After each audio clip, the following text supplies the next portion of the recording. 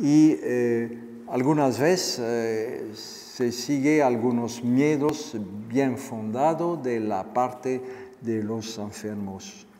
La idea de transformar un criminal en objeto experimental pudo conducir al médico a ver en la situación de los pobres enfermos algunas ocasiones de experimentar.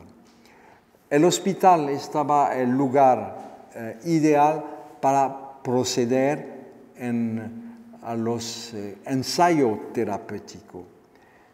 Los casos son raros, dice Maupertuis, donde el médico podría hacer la prueba sobre un enfermo de los medios de curar nuevos y peligrosos. Pero cuando la situación se presente, il faudrait qu'il tente les remèdes et les traitements les plus singuliers et les plus hasardeux. Sería necesario de intentar los remedios y los tratamientos los más singulares y los más hasardeux, casuales. Esta idea muy rápidamente va a ser en el corazón del pensamiento de la clínica. ¿A cuál condición se podría transformar en objeto de experiencias un enfermo que la indigencias había obligado a pedir ayuda y socorro al hospital? La primera condición es de orden medical, pero hay que precisar que al hospital el médico tiene mucho más posibilidad que en frente de su clientela privada. Él está libre de emprender sobre los pobres este tratamiento, los más nuevos y los más peligrosos. La situación desesperada en la cual se encuentra un paciente necesita una intervención de la última suerte. Mejor hacer un uso de un recurso incertain que de no utilizar ningún. Hay que hacer todo para tratar de salvar. La segunda condición es de orden contractual. Con los hospitales consagrados a la indigencia, Foucault lo ha notado en el nacimiento de la clínica, los ricos pagan por los pobres la deuda que ellos han contratado envers eux, haciendo servir la fuerza de trabajo a leur bien-être. Pero el pobre que no tiene ningún otro recurso que en la bienfaisance del Estado, no deja de ser citoyen. En retour, él aparece como redevable de los socorros que se le dan.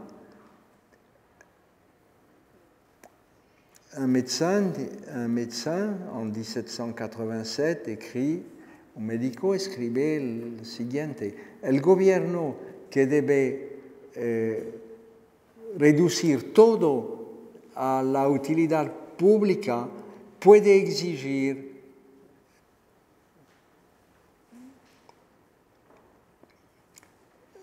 del hombre, del enfermo, la historia de su enfermedad.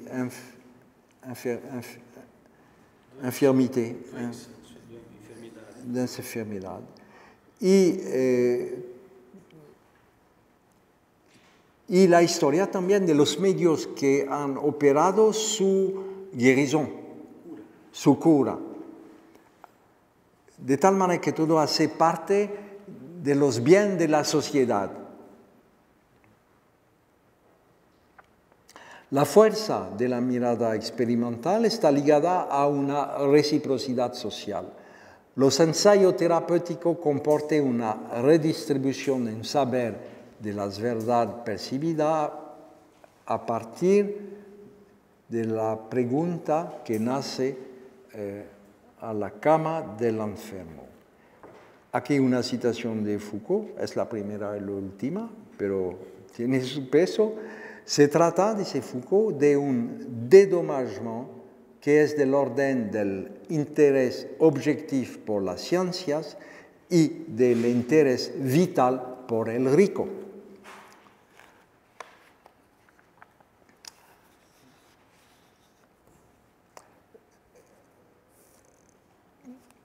Bueno, habría que retener lo esencial. La idea de sustituir la experimentación humana al castigo muestra que el viejo sistema penal hace su tiempo ya está pasado. Hay que retornar lo que se dice en general, o lo que los historiadores dicen en general. Retornar es decir, la vivisección animal es percibida como peligrosa, no porque ella podía conducir a la vivisección humana, pero porque el suplicio es una práctica que es inaceptable, que est devenue inaceptable. La vivisección animal es cargada de tantos valores negativos que adquiere ella su propio poder. Es en el fantástico y no en el humanitarismo que los hombres que hacen vivisección afrontan sus detractores. La conciencia de los contemporáneos estaba tan indignada que Voltaire se hizo el eco de los contrasentidos que fonda esta percepción, que asegura esta percepción de la vivisección. ¿Qué dice Voltaire? Dice, para obtener les aveux d'un coupable, la confesión de los culpables, el magistrado experimenta más que une torture. Pero recíprocamente el fisiólogo tortura más que experimente. Y Voltaire cita el ejemplo canónico en el siglo XVIII. Bárbaros, agarra este perro que va más lejos que el hombre en términos de amistad, lo clue sobre una mesa y él dice que este perro viviente para enseñarte las venas mesaraïques, les veines du mésentère.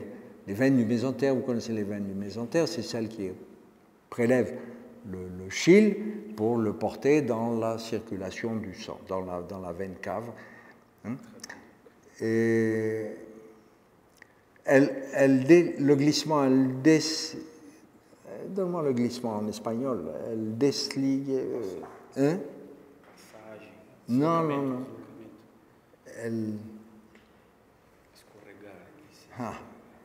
Le glissement,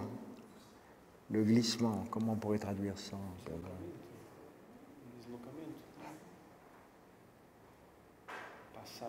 El desligue.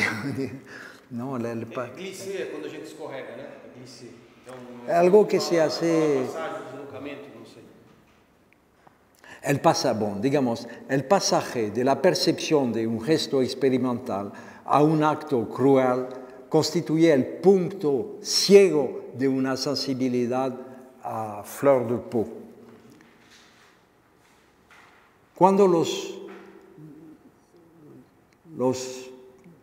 oponentes a la vivisección no plazaba las virtudes de los animales abajo, arriba del hombre, él evocaba la resemblanza, las semejanzas de las partes orgánicas. Pero al mismo tiempo no ve que ellos condenan la vivisección al nombre de lo que la vivisección permite de aprender, a saber, las semejantes de las partes.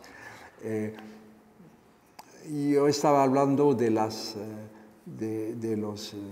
veines mesaraiques, de los vasos chilifères.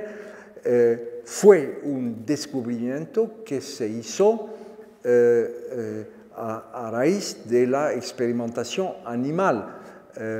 No se podía abrir en el siglo XVII un hombre para ver qué pasó con la digestión, pero se podía abrir un animal y abriendo un animal se podía ver que después que el animal ha comido aparece todo un réseau, como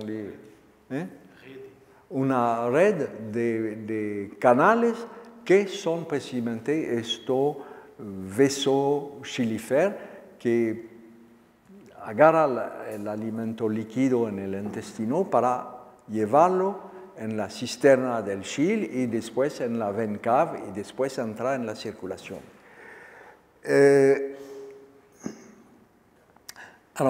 Hay un choque de regreso en esta historia que concierne el horror de la vivisección animal. Aparece el miedo de ser anatomizado viviente.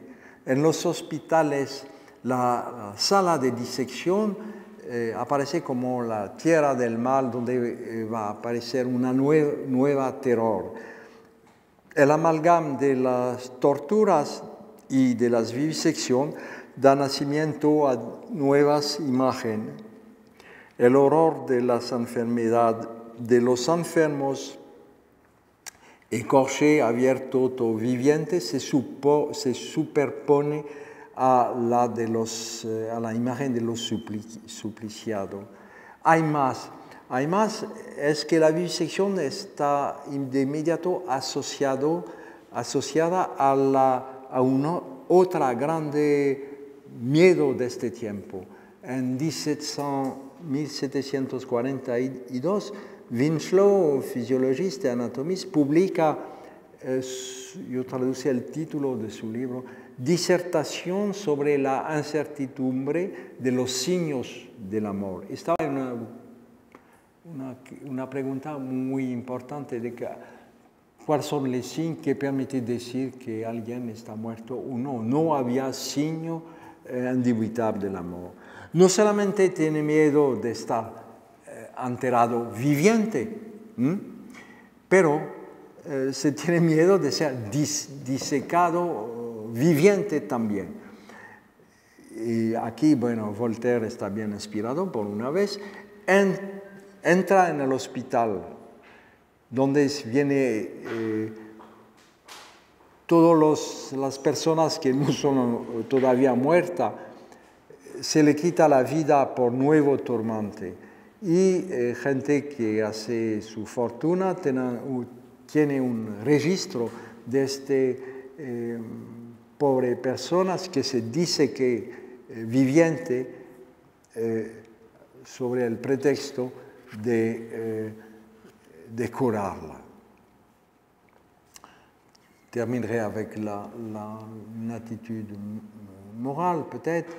L'explication historique, la explicación histórica según la cual en el siglo XVIII el peligro de la vivisección animal consiste en la extensión al hombre, no es de ninguna manera fundada. Y este es uno de los temas repetidos por los historiadores. Si suponemos que la vivisección humana aparece en la línea de la vivisección animal, la solución debía imponerse de ella misma, Y si el fisiologista empieza por los animales para terminar por el hombre indigente pobre, sería suficiente de prohibir los comienzos para descartar tal infamia. Pero en este momento nadie piensa parar el peligro de la vivisección humana por el abandono de las vivisecciones animales. Por oposición aparece la idea que había de remeter los pobres animales en libertad. Tosetti, que fue un alumno de Haller, que no es un autor de segundo plano, pero que tiene algunos humor, ha decidido de renunciar, je cite, al cruel ejercicio de martirizar filosóficamente los animales inocentes. Y él toma la iniciativa de dar una total libertad a todos los perros. Su objetivo, él lo dice, es de delibrar mí mismo de la vexación que yo ejercía sobre ellos, y todo esto estaba muy desagradable. Por supuesto, es mucho más tarde que el tema de la liberación animal va a ser uno de los principales agentes de síntesis entre vivisección y espiritualismo animalier. Si Tosetti daba un retrato de él mismo,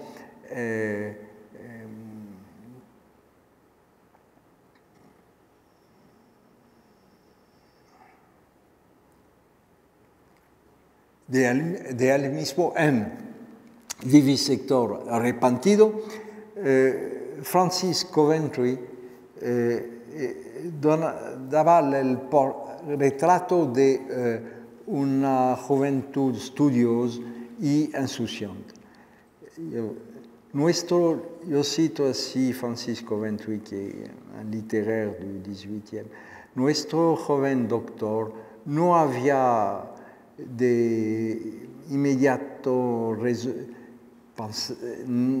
pensado inmediatamente de satisfacer su curiosidad al sujeto del movimiento peristáltico de los intestinos, que Pompey, el perro, no podía escoger un peor momento para aparecer. Fin de citación. El joven médico captura el animal, aprisiona el animal y invita a algunos otros jóvenes médicos a asistir a la disección in vivo. Coventry imagina que su lector está lleno de compasión a la idea que el pobre animal debe finalmente ser disecado en vida para dar satisfacción a un médico concernado por el movimiento peristáltico de los intestinos. Feliz final, Pompey se escapa y todo termina bien. En un récit mucho más dramático, el célebre y sinistro Samuel Johnson, que hace el beau temps y la lluvia en Inglaterra en términos de crítica literaria, y él insistaba sobre el triste espectáculo que daba el vivisector endurci a toda prueba. Él metía el acento sobre su impitoyable crueldad. Él quería convencer a su lector que había que abandonar esta práctica. El conocimiento de la fisiología ha progresado, pero es pagar un precio exorbitante que de aprender el uso de los vasos lácteos o depende de sus humanidades. No había otra salida que una conversión. las escenas de vivisección deben conducir a la repentance. El momento ha llegado donde el universal resentimiento podía elevarse contra esta horrible operación. Él dice en 1761 y por supuesto el famoso Bentham, que algunas decenias después retomaba esta idea que es muchas veces citada, pero viene de aquí. Había que oponerse con fuerza a las prácticas sangrantes y poner un término a sus efectos. Las vivisecciones animales, amenaza de romper las relaciones sociales, tiende a durcir el corazón y acabar con la confianza que el hombre debe tener en su pareja, no son semblables, y hacer del médico un danger más peligroso que las enfermedades ellas mismas. Voy a terminar aquí. Si estoy dando los tiempos, está bien. Se puede discutir un poco si quiere. Mi objetivo estaba realmente sencillo, disipar un paradoxo, porque no he encontrado, mucho más asunto de rebeldía de la parte de los historiadores, cómo los hombres de la luz podrían, etcétera, etcétera. Y hay, a mi juicio, una explicación muy histórica, muy sencilla que acabo de dar. Después mucho trabajo, yo lo confieso. Gracias.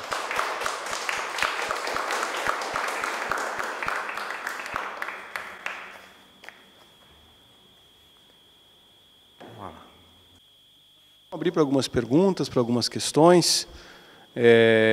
Obviamente que essa fala, ela, eu diria, nos faz pensar muito no nosso presente, né? No final você mesmo falou da liberação dos animais. Bom, hoje existe o Código Universal do Direito dos Animais e, enfim, nos leva a pensar muito numa espécie de problemas que a gente com os quais a gente convive nos dias de hoje, mas obviamente que o problema não diz respeito a isso. Não sei se vocês gostariam de fazer alguma questão, algum tema.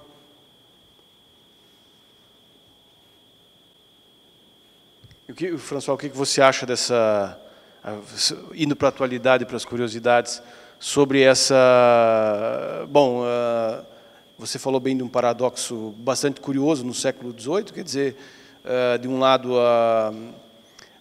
uma condenação da experimentação sobre os animais, e, de outro lado, um esforço para que se utilize os condenados em nome do bem comum e da humanidade nas experimentações, nas experiências. Você acha que a gente poderia situar no século XVIII a emergência de um tipo de problema com o qual o século XX convive, que é o de uma atitude contra a utilização de animais em experimentação? No Brasil mesmo a gente assistiu recentemente invasões aí a canis e uma liberação, uma espécie de queda da Bastilha de um canil ali em São Paulo, contra a utilização de todo tipo de animal de experiência, etc. Quer dizer, se situa no século XVIII a emergência de um tipo de problema com o qual a gente vive. Bom, e há essa ideia também de uma simetria antropológica entre o homem e o animal nas teorias antropológicas contemporâneas. Enfim, o que você acha disso tudo?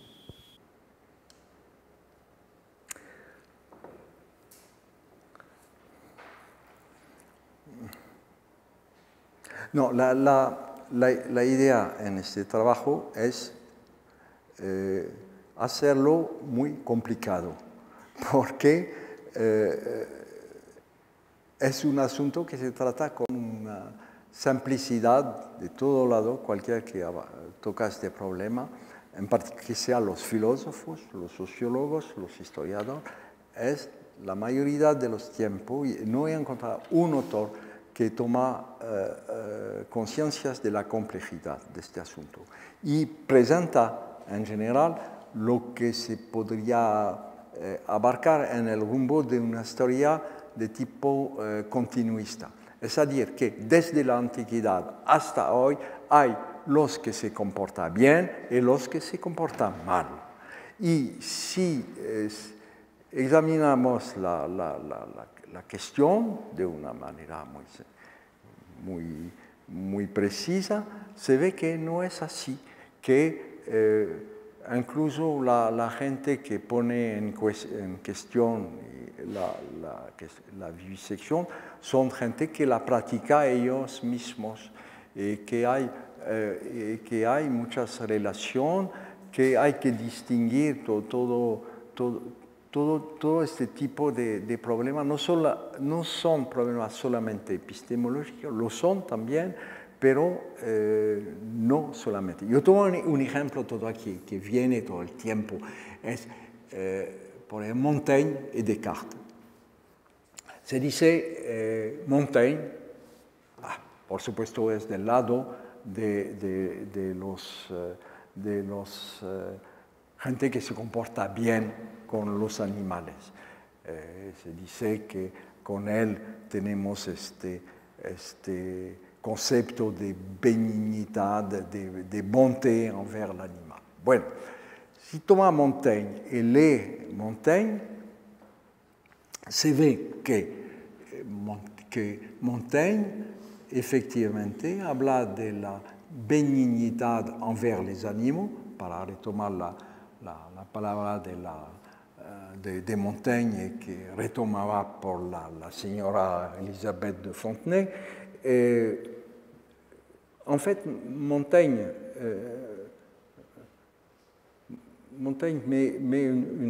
pone una estructura muy sencilla, es decir, que hay la economía es la casa, los esclavos, los animales, y ya una benignidad y una relación recíproca, pero con los animales que son a nuestro servicio. Montaigne no dice ni una palabra sobre los animales que no son animales domésticos. De tal manera que es una relación, c'est la relation hegelienne du maître à l'esclave, et dans ce cas-là, effectivement, le maître doit ménager son esclave s'il veut en tirer quelque chose. La relation de Montaigne avec les animaux, c'est exactement du même ordre. Alors, je ne vois pas en quoi il y a... pardon. Bueno, voy a tomar ahorita Descartes en español, si se puede. Descartes también se presenta como el filósofo que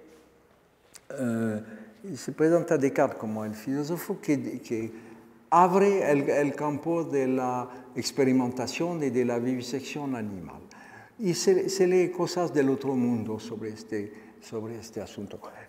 De hecho, nunca Descartes dijo que el animal estaba en una máquina, que el animal no tiene vida. Dijo muchas cosas, pero muy diferentes de lo que le hace, decir. Se cita Descartes para mostrar que la teoría de los automates, de los animales máquina, permite a los hombres de usar, de matar, de comer los animales.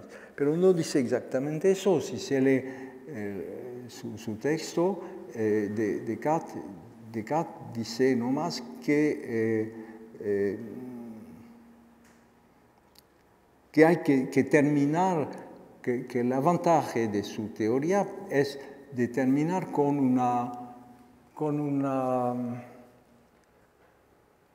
comment dire, con le mot m'échappe, una superstition. La superstition, c'est-à-dire con la metapsicose. La metapsicose, c'est una manera de terminar con la metapsicose, porque es únicamente la metapsicose que puede inventar este asunto. Y él critica este tesis de él. Además, Descartes fue un fisiólogo, hizo como la gente de su tiempo disección, vivisección, pero no determinó mayor vivisección ni dio con su teoría una justificación del uso del animal como hicieron como hizo Aristóteles con los esclavos, en disant hay que una devalorización para usarlos. Y en Descartes no hay devalorización del animal para utilizarlos, porque los animales son utilizados bien antes que Descartes toma este problema del animal machine, que es nada más la proposición de un modelo mecánico para explicar lo que no se sabe, para explicar el cuerpo viviente, no es más que una hipótesis de trabajo. Y Harvey escribe en 1625-28, publicó su trabajo sobre el descubrimiento de la circulación de la sangre, y es uno que hizo muchas vivisecciones. Y Descartes no tiene nada que ver con eso. De tal manera que se busca todo el tiempo,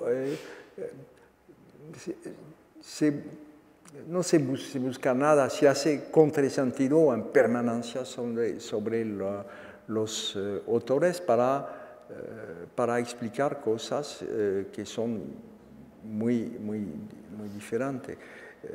Bom, eu creio que estou um pouco cansado já do Até que ponto esses elementos que o senhor trouxe hoje sobre a experimentação na biologia permitiu questionar elementos da filosofia cartesiana, da ciência cartesiana? Essa para mim é a minha eu volto, para mim existe uma relação entre a palestra de ontem e a palestra de hoje. En un sentido muy sencillo, en el sentido que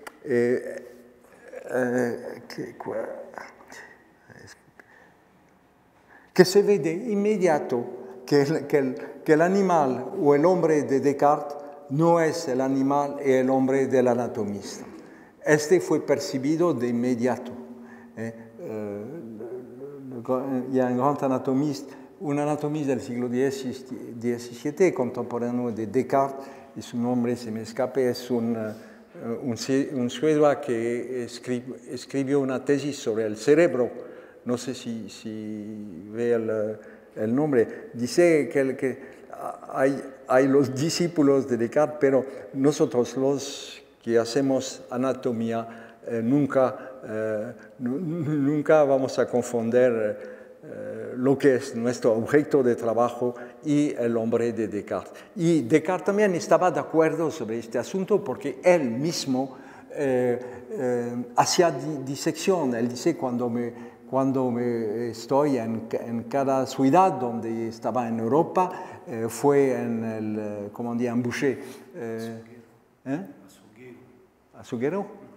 Fue al Azuguero para que él me lleva en mi cuarto pedazo, un ojo de una vaca o pedazo de animales vivientes para anatomizarlo.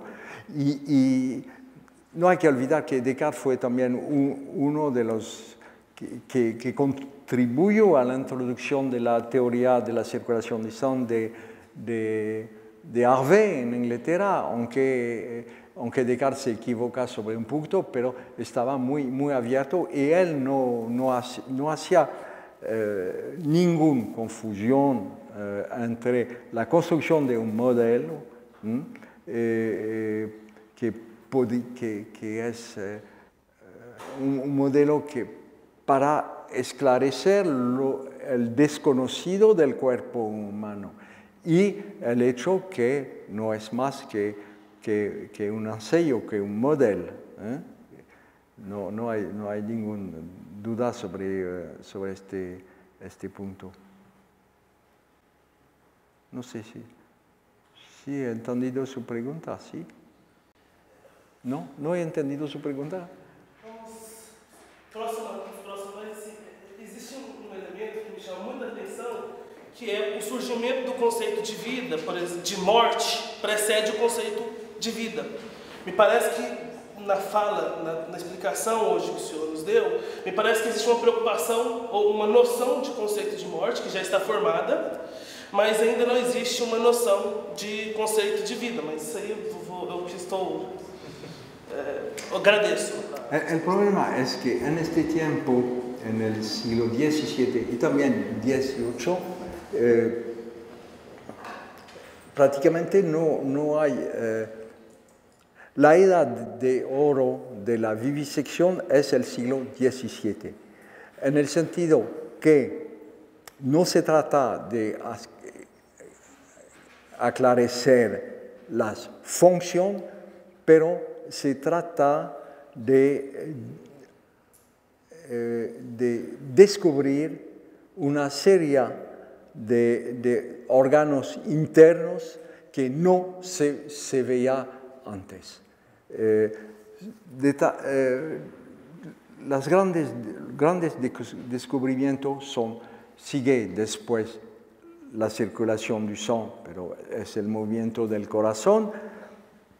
Acélie, c'est les vaisseaux chylifères dont j'ai parlé, los vasos chilíferos que no sale del hígado, pero viene de los intestinos y va al reservorio del chile y después se mezcla a la sangre. Es Pequet, el descubrimiento de la cisterna del chile. Son todos los trabajos que tienen que ver con la ligatura de los canales. No se puede hacer mucho más cosas que ligar un canal para ver el sentido donde se van los fluidos, indique una dirección, y el resto son experiencias que conducen la mayoría del tiempo a fracaso. De tal manera que se trata más de una anatomía experimental que de una fisiología experimental. Y por lo que concierne la vida, los descubrimientos de algunas funciones, hay que esperar la segunda mitad del siglo XVIII. Por una razón sencilla, es que hay aquí un cambio de método y no se trata de abrir los vivientes, los cuerpos animales para ver, pero se trata de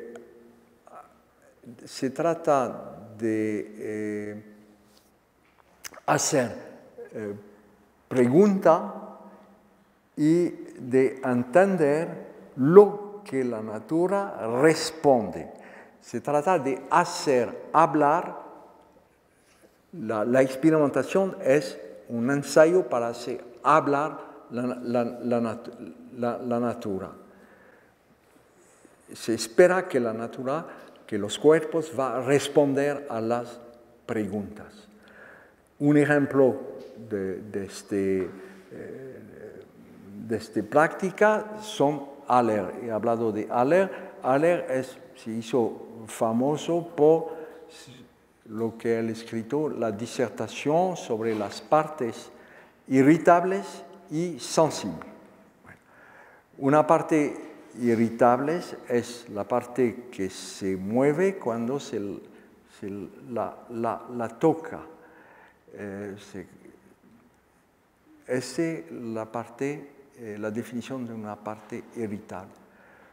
La parte sensible es una parte que se toca, pero que conlleve la sensación de un dolor al cerebro. Hay conciencias. Bueno, todo el trabajo de Haller es de examinar todas las partes del cuerpo para ver si son sensibles o irritables. Las experiencias consisten a abrir el cuerpo y aquí tocamos con toda la dificultad de lo que se llama la experimentación. Si usted quiere juzgar de una parte si es sensible o irritable y empezar para abrir un cuerpo, de inmediato complica sus experiencias porque se puede superponer un dolor que está ligado a la apertura y todo es complicadísimo con Haller. Bueno, él tiene su solución para arreglar este tipo de problema, pero al menos tenemos aquí un ejemplo de parte irritable o sensible. Yo hago mi pregunta y el animal va a responder.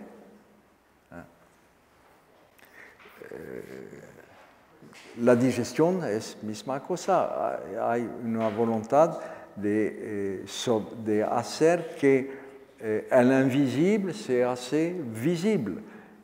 El invisible se puede hacer visible si tenemos táctica para sorprender lo que ocurre en el cuerpo. El problema del crecimiento de los huesos, con Haller también y con Duhamel. Hay una técnica de marcar de los huesos.